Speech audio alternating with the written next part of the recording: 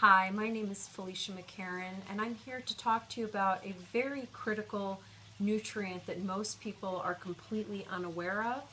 It's iodine. Um, this nutrient was taken out of our food supply in 1970 and replaced with a very harmful substance called bromine, which actually blocks your body from absorbing this critical nutrient. I had never heard of iodine myself until I saw a bottle of salt, and it said this contains iodine, and I had no clue, why it was so important to put that on a bottle of salt.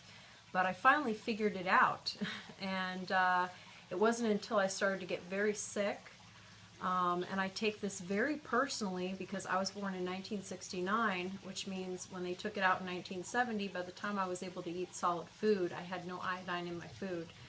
And they knew that the results were going to be massive health problems and cancer, because I had watched a video where they did a study on mice, and they fed one group a sufficient amount of iodine, and the other group of mice they gave an insufficient amount, and all the mice that did not receive the sufficient iodine prematurely aged, developed arthritis, fibromyalgia, like all these different diseases that ultimately led to cancer, which was primarily ovarian cancer, breast cancer, and prostate cancer. But they developed tumors all over the body, got fat. That was another thing, with the mice. And if you look at the American population with the obesity problem that's been on the rise over, since 1970, basically, and probably a little bit before that, but we probably didn't see the staggering, diabetes kids and all that kind of stuff that we see now, because without the iodine, people have no way to flush the toxins out of their body. And so without the iodine, you're literally going to become a toxic waste dump of cancer. And I believe that this was done ultimately for massive amounts of profit, since if you think about it, if you're sitting at home well, there's no money made at all.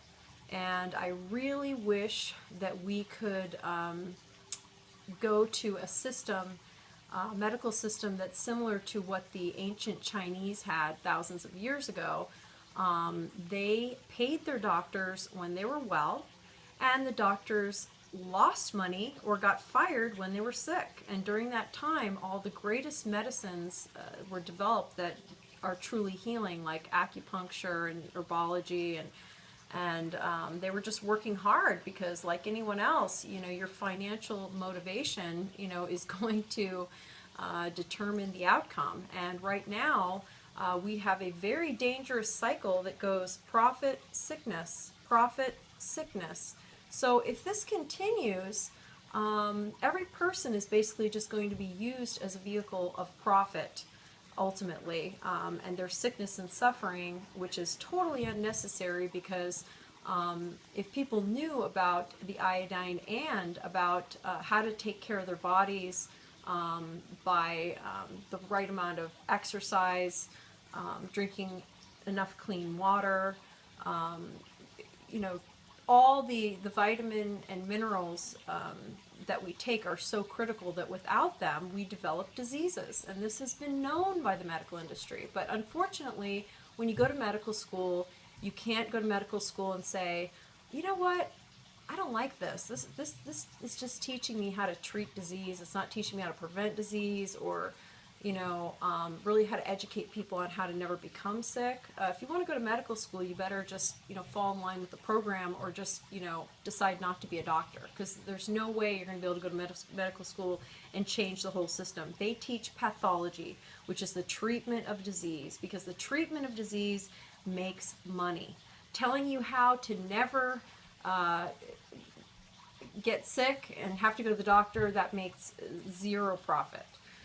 So now what we have is the cancer industry has become one of the biggest profit centers on the planet, and it's becoming a profit monster. And it's almost like, reminds me of the Pac-Man monster, where it's going to eat a lot of people up. And so I'm here to give my personal testimony not any medical advice. I'm just a citizen like everybody else, and I was very sick. I started getting sick when I was in my mid-30s. I was diagnosed with degenerative disc disease, arthritis, and scoliosis in my back. And I have 5 older sisters. I'm the baby. I was the 6th girl born in a row, and my other sisters that have taken the pharmaceutical drugs and gone that route have gotten very sick.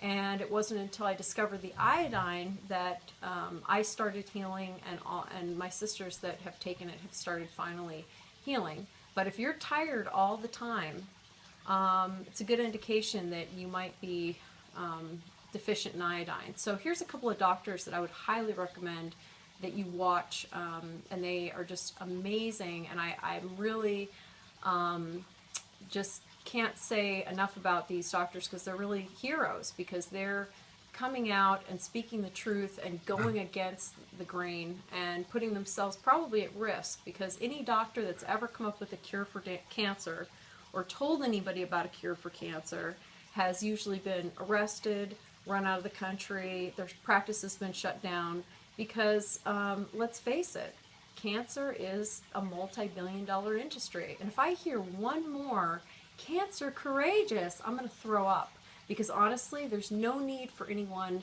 to get cancer if you take the right amount of vitamins, nutrients, iodine. You can be cancer free. The cancer actually can be flushed out of your system. Dr.